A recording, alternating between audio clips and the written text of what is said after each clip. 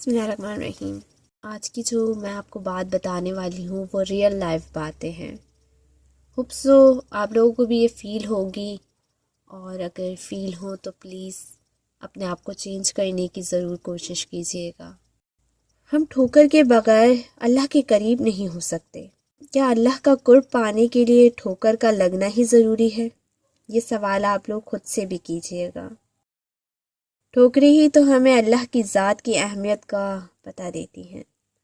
جب ہم اللہ کے بلانے پر اس کے قریب نہیں جاتے تو پھر وہ ہمیں دوسروں کے ہاتھوں توڑ کر اپنی طرف متوجہ کرتا ہے، تاکہ ہم سمجھ سکیں کہ صرف وہی ہے جو ہماری ذات کے بکھرے ذروں کو دوبارہ جوڑ سکتا ہے، اور اس توڑ پھوڑ سے جو شدت پیدا ہوتی ہے اس میں ایک عجب سی تاثیر ہوتی ہے جو ہمیں اللہ سے قریب تر کر دیتی ہے۔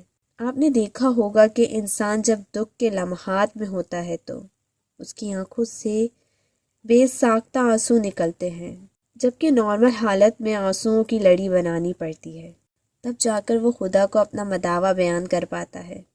جبکہ دکھی دل کی دعا زبان سے ادا ہونے سے قبل خدا تک پہنچ جاتی ہے۔